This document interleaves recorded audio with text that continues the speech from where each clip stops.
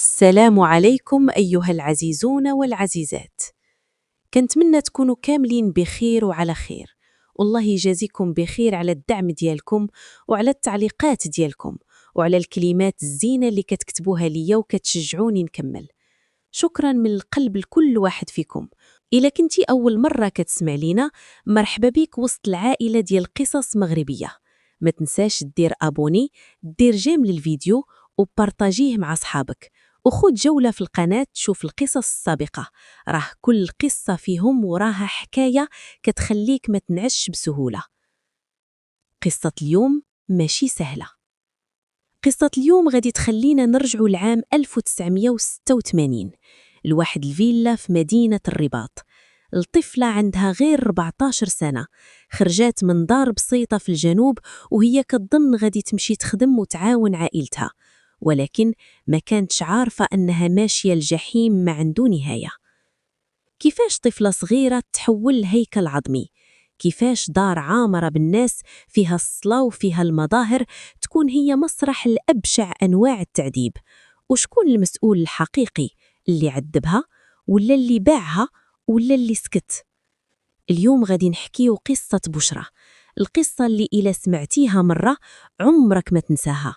خليك معايا وركز مزيان، حيث التفاصيل اللي غادي تسمع دابا ماشي غير حكاية، ولكن جرح مفتوح عمره ما تسد. سنة 1986 في واحد الدوار صغير في الجنوب، بعيد على صخب المدن وبعيد على العيون اللي كتراقب، كانت عايشة طفلة سميتها بشرى.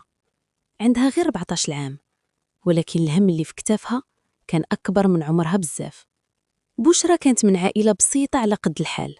الأب خدام في الفلاحة، كيخرج مع الفجر ويرجع مع الغروب، وملامحه ديما قاصحة من قساوة الشمس والزمان. الأم غارقة في مشاغل الدار، وستة ديال الخوت، كل واحد فيهم كيحاول يعيش بطريقته وسط الفقر وقلة الحيلة. في داك الدوار الطفولة ما كانتش بحال اللي كنشوفوها في التلفازة، ما كانوش لعب، ما كانتش دومة، ما كانش وقت للضحك الطويل، كان غير الخدمة منين تفيق حتى تنعس. والبنات خصوصا كانوا كيترباو على كلمة واحدة: خاصك تعاوني. وبشرى كانت وحدة منهم، كتفيق بكري، تعاون في الجردة، تجيب الماء، تغسل الحوايج، طيب مع امها، وإذا بقى الوقت تمشي مع باها تخدم عند الناس في الفلاحة، تحصد، تجمع الزيتون، ولا دير أي حاجة يقدروا عليها يديها الصغيرين. ولكن رغم كل شيء كانت عندها براءة في العينين، داك الحلم الصغير اللي كيكون عند أي طفلة في هاد السن. كانت كتسمع على الرباط بحال إلا مدينة بعيدة عامرة بالضو والفرص. ما كانتش عارفة باللي القدر كيكتب ليها طريق آخر، طريق ما فيه لا ضو لا أمل. نهار من النهارات كانت جالسة قدام الدار كتراقب الشمس وهي كتهبط ببطء، وما كانتش عارفة باللي داك الغروب غادي يكون آخر غروب تشوفه في دوارها، وآخر مرة تحس فيه بشي حاجة سميتها الأمان. حيث القدر كان كيوجد ليها بداية حكاية أخرى، حكاية ما فيهاش طفولة، فيها غير الألم. داك النهار تبدلات حياة بشرى بلا ما تكون مستعدة. واحد السيدة معروفة في المنطقة باللي كتلقى الخدمة للبنات في المدن دخلات لدارهم وجلسات مع الأب، عرضات عليه خدمة في الرباط عند عائلة ميسورة ساكنين في واحد الفيلا كبيرة وباغين بنت تعاون في شغال الدار. الفكرة بالنسبة للأب كانت بحال فرصة نزلات من السما. الفقر كان داير بيهم من كل جهة، والخدمة قليلة والمصاريف كتيرة. ما طولش في التفكير وما سمعش البكاء بشرى اللي كانت واقفة كتحس باللي شي حاجة كبيرة غادي توقع. بشرى كانت مازال طفلة، ما عمرها خرجت بعيد على الدوار، ما عارفة شنو هي المدينة ولا شنو كيتسناها تما، ولكن القرار تدار والحقيبة الصغيرة تجمعات والحوايج القلال تحطوا فيها بسرعة. الطريق للرباط كان طويل عليها، كل كيلومتر كيبعدها على دارها، على امها، على خوتها، وعلى المكان الوحيد اللي كانت كتحس فيه بشي أمان. قلبها كان عامر بالخوف، ولكن ما كانش عندها اختيار. منين وصلوا للفيلا الباب الحديدي الكبير تسد من وراها، وكأنه تسد فصل كامل من حياتها. الفيلا كانت واسعة مرتبة وكل شي فيها كيبان فاخر، ولكن الجو كان بارد وغريب. مولات الدار كانت واضحة من النظرة الأولى، شخصية قاسية، النظرة ديالها حادة وكأنها كتقلب غير على خدامة ماشي على طفلة. تم الاتفاق بسرعة وتسلمات 100 درهم للأب، ومشى وخلى بنته في مدينة ما فيها حتى وجه مألوف. بشرى بقات واقفة وسط الدار، الدموع في عيونها وقلبها كيضرب بقوة. ما كانتش عارفة باللي داك الباب اللي تسد من وراها ماشي غير باب ديال الفيلا، ولكن باب ديال طفولتها كاملة. ومن داك اللحظة بدا العد العكسي لحياة جديدة، حياة ما فيها لا حنان لا رحمة. الأيام ولات كدوز على بشرى بحال بعضياتها، ولكن كل نهار كان أقسى من اللي قبله. ما بقاش غير خطأ صغير كيجر عليها الضرب، ولكن حتى التعب، حتى البطء، حتى النظرة اللي ما تعجبش مولا الدار كان سبب كافي باش تبدا حفلة التعذيب. بشرى كانت مازال صغيرة، ما عارفاش شغل الدار كامل وما متعوداش على هذاك الإيقاع القاسي، وإذا غلطات كانت العصا كتسبق الكلام. مرات كتيرة كانت كتضرب بلا سبب واضح، غير حيت مولات الدار كانت باغية تفرغ فيها غضبها. بعض المرات العقاب ما كانش غير الضرب، كانت كتسخن قطيب فوق النار وتحطو في يديها الصغار. الألم كان كيشقها، ولكن الصوت ديالها كان ضعيف، حيت عرفات باللي الصراخ ما كيبدل والو. الجوع حتى هو كان عقاب يومي، كانت كتاكل مرة واحدة في النهار شوية ديال بقايا الماكلة، وكأنها ماشي إنسانة كتحتاج الغذاء، ولكن شي حاجة زايدة في الدار. مع الشهور تبدلات بشرى، وجهها نقص، عينيها غارقة، جسمها ضعاف حتى ولا غير عظم والحم لاصق فيه. البرد كان كياكلها في الليل، حيت الحوايج اللي عندها ما كيدفيوش، وما كانش مسموح ليها تشكي ولا تطلب.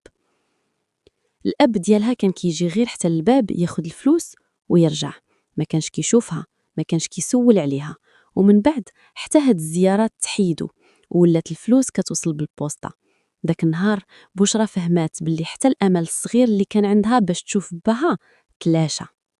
الخوف ولا ساكن فيها، رجعت كتبول في الفراش من الرعب والضغط، ولكن حتى هادشي ما كانش كيشفع عليها، بالعكس كان سبب جديد للعقاب. سنين دازوا عليها وهي عايشة في داك الجحيم الصامت، ما كانش شي حد كيسمعها، ما كانش شي حد كيشوف آثار الحروق ولا الكدمات ولا الجوع اللي كيحفر في الجسم الصغير ديالها.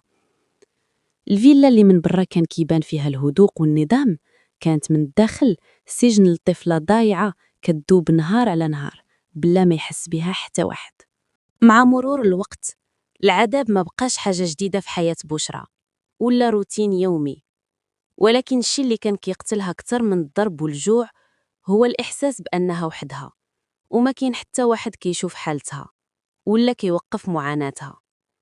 الأب قطع الزيارة المباشرة، وولات الفلوس كتوصل عبر الوسيط أو بالبوسطة. هاد التحول خلى المسافة بينها وبين عائلتها تكبر كتر، وكأن الرابط اللي كان كيجمعهم تفسخ نهائياً. ما بقاتش تسمع صوت باها، ما بقاتش تشوف ملامحه، وبقات غير كتعلق بفكرة باللي ربما نهار يرجع ياخدها. داخل الفيلا ما كانش عندها مساحة خاصة بيها، كانت كتنعس في بلاصة معزولة، مرات في الجردة ومرات في مكان بارد ومظلم بحال المخزن. الحرمان من الراحة كان جزء من العقاب اليومي، وكأنهم باغين يحيدوا منها حتى حقها في النوم. الغداء كان قليل وغير كافي، والجسم ديالها بدا كيظهر عليه الضعف بشكل مخيف. فقر الدم بدا كيتطور فيها بسبب قلة الأكل وسوء التغذية. كانت كتعيا بزاف، ولكن ما كانتش قادرة توقف ولا ترفض الخدمة. حتى التعامل اليومي كان فيه احتقار وإهانة، ما كانتش كتحسب كعضو في الدار، ولكن كأداة للخدمة فقط. أي محاولة بسيطة باش تبرز إنسانيتها كانت كتواجه بالقمع أو السخرية. مع كل نهار كيعدي بشرى كانت كتفقد جزء من طفولتها، الضحكة نادرة والأمل ضعيف والخوف مستمر. ولات كتعيش غير باش تبقى واقفة على رجليها وتحمل، ماشي لأنها اختارت، ولكن حيت ما عندهاش خيار آخر. الفيلا بقات ثابتة في مكانها، ولكن داخلها كان كيوقع انهيار صامت لطفلة كتكبر قبل وقتها، وكتدفن أحلامها تدريجياً تحت ثقل القسوة والظلم. صباح من الصباحات العادية اللي كانت كتفيق فيها بشرى على صوت الخدمة والضغط، ولكن داك النهار كان مختلف. منين ناضت مولات الدار لقاتها طايحة في الفراش، جسمها مرخي ووجهها شاحب بزاف. بدل القلق على طفلة كتعيش تحت مسؤوليتها، جا الرد قاسي. الضرب بدا مباشرة بالعصا وبالقوة، بحال إلا كان الهدف يفيقها بالألم. بشرى كانت ضعيفة، فقر الدم وقلة الماكلة خلاوها ما قادرة حتى تتحرك مزيان. من بعد الضرب تزادت مرحلة أكثر قسوة. جابوا شي أدوات في الكوزينة، ومن بينها شبكة حديدية كانت كتستعمل في النار. سخنات فوق اللهب حتى ولات حمراء. وفي لحظة منين كان الألم كيسبق أي تفكير، تم وضعها على جسمها في موضع حساس، ولا الحرق واقع فعلا. الصراخ ديالها عمر المكان، ولكن ما كانش كاين صوت رحمة يوقف داك العذاب. من شدة الألم فقدات الوعي وسقطات في الأرض مغيبة. منين بقات ما كتحركش، بدا الخوف كيدخل لقلوبهم. ما عرفوش واش مجرد إغماء طويل ولا شي حاجة أخطر. حاولوا يفيقوها بالركن والسب، ولكن جسمها بقى ساكن. فاش تأكد ليهم باللي ما كتستجبش، تم الاتصال بالزوج، وتم اتخاذ قرار نقلها بسرعة للمستشفى. حطوها في سيارة، وجسمها ماشي بحال جسم طفلة، ولكن بحال جسم ضعيف متهالك من سنوات الجوع والتعذيب. داك النهار ما كانش نهاية الألم فقط، ولكن بداية انكشاف الحقيقة اللي كانت مخفية داخل الفيلا لسنين. وصلت بشرى للمستشفى في حالة خطيرة. جسمها كان ضعيف بزاف، اللحم لاصق على العظم، وعلامات الضرب والحروق باينة في كل بلاصة من بدنها. الأطباء اللي شافوها في الأول تصدموا من المنظر، حيث الحالة ديالها ما كانش تشبه حتى لحالة مريضة عادية، ولكن أقرب الحالة الطفلة عاشت مجاعة وتعذيب طويل. الفحوصات بينات باللي عندها فقر دم حاد وضعف شديد في الجسم، وإصابات ناتجة عن ضرب مباشر وحروق متعمدة. محاولات إنقاذها بدات مباشرة، ولكن وضعها كان متأخر بزاف. داخل قسم المستعجلات كانت الطفلة غارقة في غيبوبة. الأطباء حاولوا يردوا لها الروح، ولكن المؤشرات الحيوية ديالها كانت ضعيفة بزاف. كل دقيقة كانت مهمة، وكل محاولة كانت كتحمل أمل صغير في نجاتها. أثناء هذه الفوضى الطبية انتبه واحد من العاملين بالمستشفى لوجود شخص جابها وبقى جالس برا. تم إبلاغ الشرطة، حيث الحالة كانت واضحة بأنها ماشي مجرد حادث عادي، ولكن احتمال كبير يكون اعتداء خطير على قاصر. منين جاو عناصر الأمن، دخل ضابط يشوف الحالة وتفاجأ أكتر من المنظر اللي قدامه. طفلة صغيرة جسمها متضرر وعلامات تعذيب واضحة، وكأنها خارجة من سجن ماشي من دار عادية. تم استدعاء الشخص اللي جابها، وهو الحاج اللي كان ساكن في الفيلا. التحقيق الأولي بدأ مباشرة في المستشفى، والأسئلة كانت مركزة على كيفاش وصلت الطفلة لهذه الحالة وشكون المسؤول الفعلي داخل الدار. المشهد في ذاك النهار كان نقطة تحول. من حالة إهمال داخل دار مغلقة، القضية ولات ملف جنائي رسمي، وبدات مرحلة جديدة، مرحلة الكشف عن الحقيقة أمام القانون.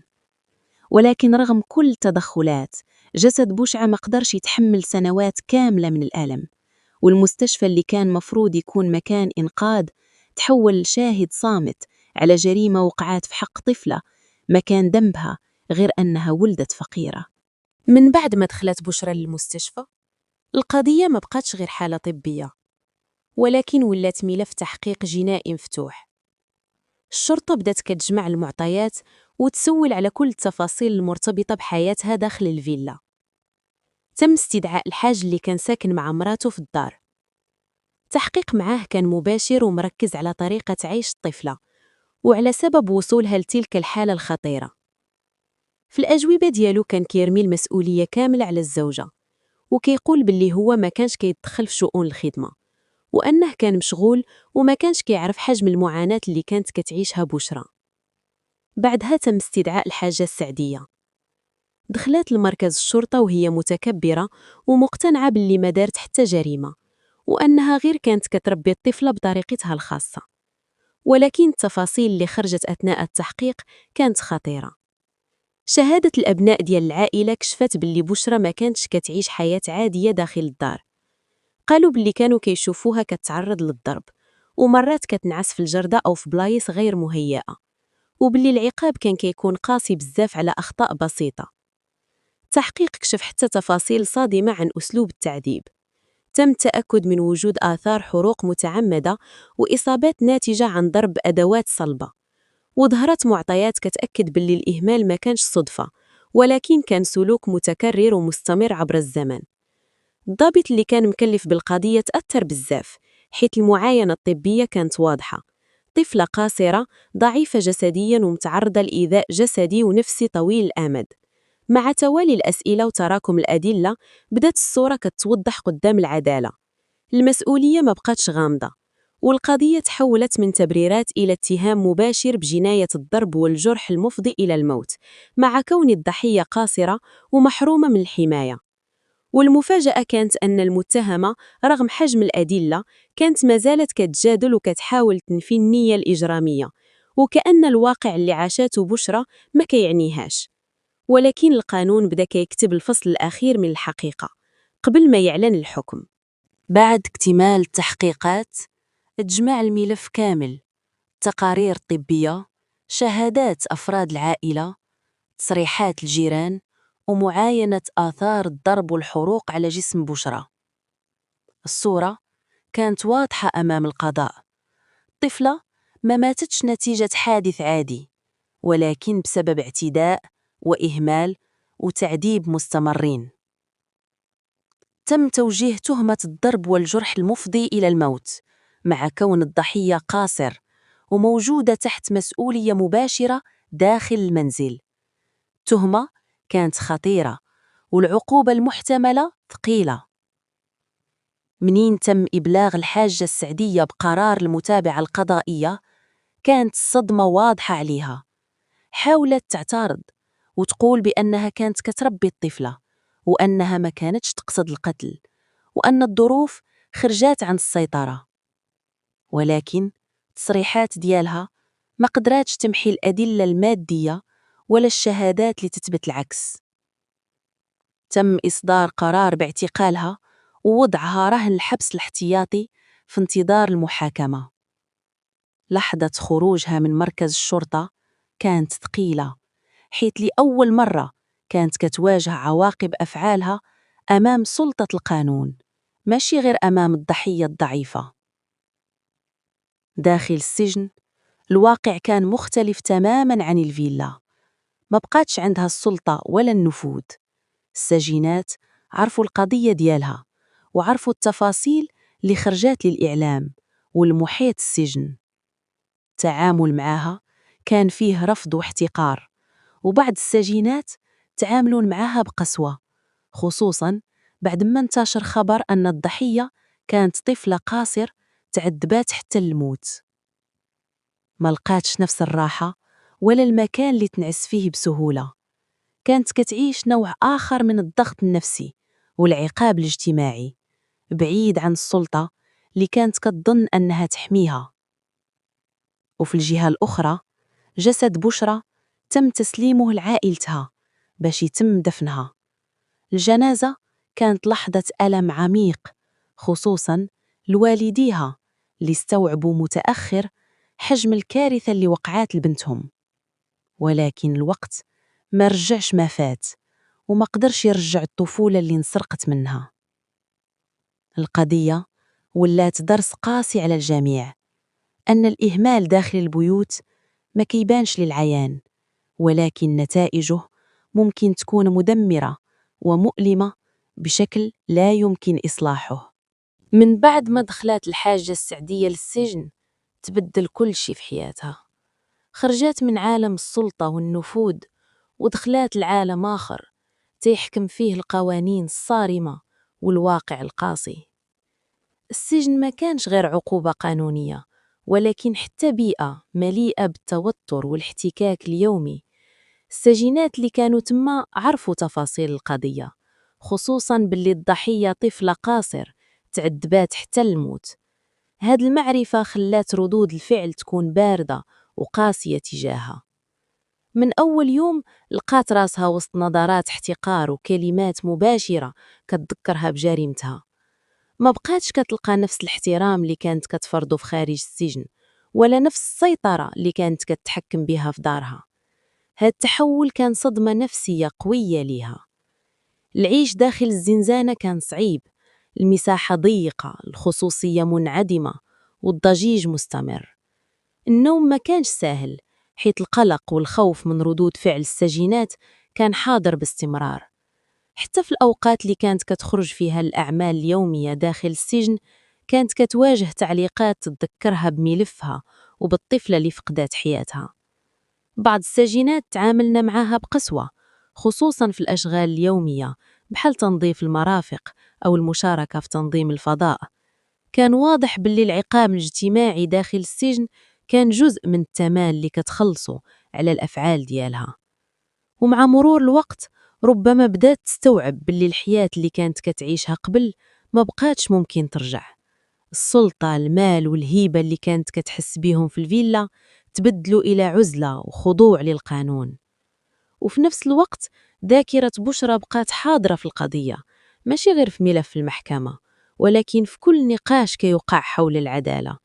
الجريمة اللي وقعات ما قدراتش تمحى بدخول المتهمة للسجن، لأن الألم اللي تسبب فيه فعلها بقى عايش في ذكريات عائلة فقدات بنتها للأبد. السجن كان نهاية مرحلة بالنسبة لها، ولكن ما كانش نهاية الألم اللي خلاته القرار الظالم والاعتداء المتكرر على طفلة ما كان عندها حتى حماية. بعد ما استكمل القضاء مساره وتأكدت المسؤولية الجنائية، القضية وصلت لمرحلة الحكم وتنفيذ العقوبة. المتهمة تحملت تبعات الأفعال ديالها وبقات داخل أسوار السجن تقضي العقوبة المقررة في حقها. ولكن حتى لو القانون قال كلمته، الألم ما تزحش من قلب العائلة. بشرى ما رجعاتش، والفراغ اللي خلاته ما كيتعوضش. دفنها تم وسط دموع عائلتها القليلة وقلوب مثقلة بالندم والأسئلة اللي ما عندهاش جواب. الجنازة كانت لحظة صمت ثقيل. الطفلة اللي خرجت من الدار في سن 14 عام وهي كتظن أنها غادي تعاون عائلتها، رجعت إليهم جثة بعد سنوات من العذاب. الصورة ديال قبرها بقات شاهدة على ظلم وقع في حقها وعلى طفولة انسرقات بطريقة مأساوية. القضية أثارت صدمة في المجتمع، حيث كشفات حجم الخطر اللي ممكن يواجهوا الأطفال اللي كيتسخفروا باش يخدموا في بيوت بعيدة على عائلاتهم. وولات مثال مؤلم على أهمية الحماية، الرقابة والتبليغ على أي علامات تعنيف قبل ما يتحول الأمر الكارثة. رغم مرور الوقت، ذكرى بشرى بقات حاضرة في ذاكرة كل واحد سمع بقصتها. اسمها ولات رمز لطفلة مظلومة، وصوتها ما وصلش في حياتها، ولكن قصتها وصلت بعد موتها باش تحذر وتوعي. وفي النهاية، السؤال اللي كيبقى معلق: كيفاش ممكن نسمحوا بطفلة تعيش وسطنا ونشوفوا معاناتها يومياً ونبقاو ساكتين حتى يفوت الأوان؟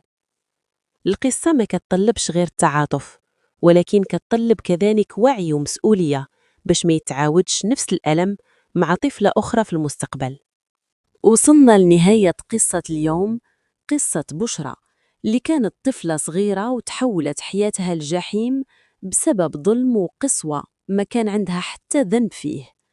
نتمنى تكون القصة وصلت الرسالة ديالها وخلتنا نفكروا مزيان في مسؤوليتنا تجاه الأطفال وحمايتهم من أي نوع ديال العنف أو الإهمال. إلى عجبتكم القصة ما تنسوش ديروا جام للفيديو وبارتاجيوه مع الناس اللي ممكن يستافدوا من هذا الوعي، وخليوا تعليق فيه رأيكم أو إحساسكم بعد سماع هذه الحكاية. دعمكم هو اللي كيشجعنا نرجعوا بقصص أقوى ومؤثرة أكثر. وما تنسوش ديروا أبوني على القناة باش توصلكم القصص الجديدة أول بأول. نشوفكم في القصة الجاية، والسلام عليكم ورحمة الله وبركاته.